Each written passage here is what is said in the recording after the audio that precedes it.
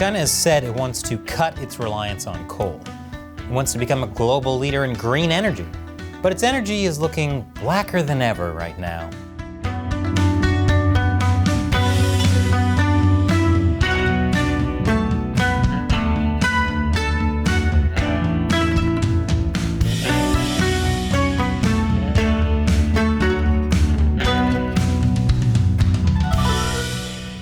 Welcome to China Uncensored. I'm Chris Chappell. Good news. China is leading the world in transitioning to clean, green energy. China has pledged to cap its carbon emissions by 2030 and be carbon neutral by 2060. And as we all know, China is great at following through on its plans and keeping its word. That's why there's currently zero COVID right now. They did it. China says it's becoming a leader in developing clean technology like electric cars, wind power, and solar. Not to mention balloons. Even their spying is green. China is even exporting its greenness by bankrolling green energy projects overseas. And on top of that, Chinese leader Xi Jinping said 2 years ago that China was planning to phase out coal over the next decade, including coal-fired power projects abroad. Phew! I don't know about you, but I was under the impression China wasn't getting on the old climate change bandwagon. And it's a bandwagon because that's one of the cleanest ways to travel. You can understand my confusion because China emits more greenhouse gases than all other developed nations combined. The World Bank says that without China successfully transitioning to a low-carbon economy, achieving global climate goals will be impossible. I'm not worried. After all, China is more reliable than a McDonald's soft-serve machine. When have either of those ever let someone down? Fortunately, China's leader Xi Jinping recognizes the problem and is taking concrete actions to save the environment. Biodiversity affects the well-being of humanity. A sound ecosystem is essential for the prosperity of civilization. China has pursued development under the vision of building an ecological civilization. China has embodied ecological progress in every dimension and phase of its economic and social development. Ecological progress in every dimension? Wow! Xi is taking this so seriously, he's even bringing green energy to the multiverse. So we're good, right? China met its 2020 carbon target 3 years ahead of schedule. And I'm sure it'll meet its 2030 goal as well, no problemo. I mean, under Xi's watch, the skies of Beijing went from looking like this to looking like this on some days, and like this on other days. If you think that guy's mask is just for COVID, think again. China is the reason we have the term airpocalypse. According to the World Health Organization, air pollution is responsible for about 2 million deaths in China per year. Yeah, 2 million per year. So when Chinese state media blamed the US for almost 1 million COVID deaths, it's kind of like the guy who beats his wife saying he's better than his neighbor who beats his dog. I'm pretty sure there's no moral high ground to stand on there. The main reason that China's air quality is so poor is because China still consumes a ton of coal. It's still China's main fuel source, despite supposed efforts to move away from it. China made efforts like banning people's coal-burning stoves right before winter, which it then did a U-turn on because there wasn't enough natural gas to meet people's demands, so people were freezing. Whoops. Like I said, Xi Jinping set a goal of phasing out coal use over the next decade. But China's actually heading in the opposite direction now. And they're traveling in that opposite direction on a coal-powered train that smashed into the bandwagon that was parked on the tracks. I'll tell you more after the break. Welcome back. China's leader Xi Jinping has set a public goal of phasing out coal consumption over the next decade. Xi Jinping set that goal in 2021. Today, though, he's doing the exact opposite. According to the Center for Research on Energy and Clean Air, last year, Chinese authorities gave permits for the equivalent of 2 new coal power plants per week.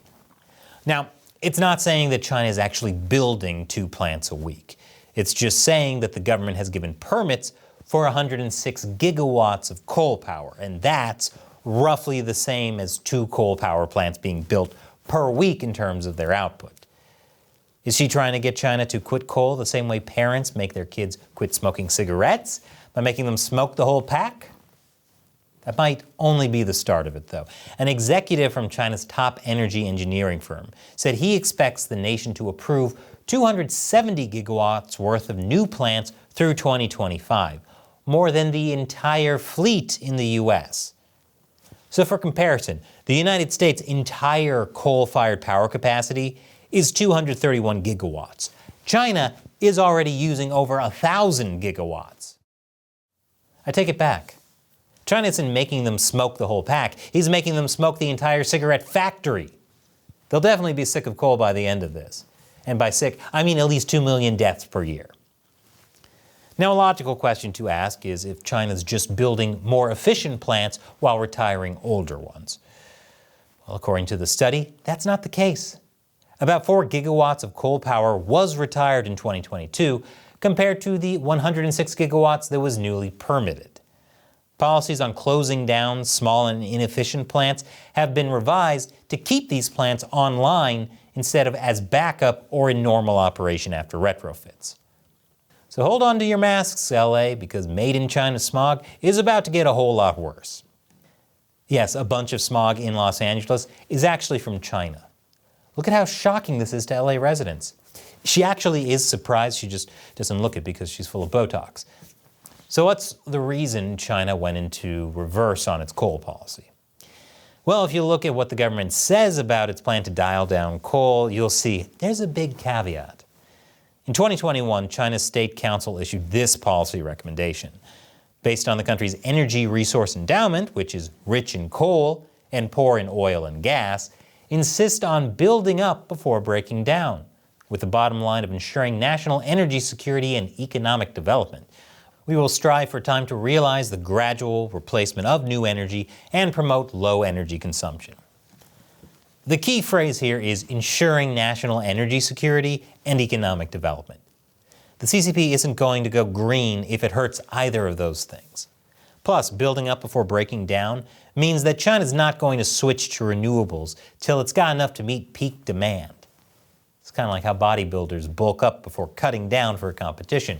Only China's been bulking up for decades and doesn't seem to be prepping for a competition anytime soon. Last year, China saw peak demand and wasn't able to meet it. The spike in energy usage was caused by a record heat wave, which increased the use of air conditioners, thus sending energy demand soaring. Considering how much China loved this stuff, I'm actually surprised their AC units aren't also coal-powered. On top of that, there was a drought in part of the country, which dried up rivers and lowered reservoirs. That affected the country's output of hydropower, which in turn made the high energy demand even harder to meet. The result was widespread energy cuts. China dimmed skyscrapers, shut factories, darkened subways, and plunged homes and offices into rolling blackouts, forcing air conditioning to be unplugged. But luckily, people were able to go outside and feel the nice breeze. It's not like they were forced to stay in their sweltering homes, right? Oh, right. So yeah, when it comes to the environment or energy security, China will choose energy security every day. They'll also choose economic development over the environment. The Chinese Communist Party knows that providing basic things like electricity is essential to maintaining its legitimacy, or at least avoiding a mutiny.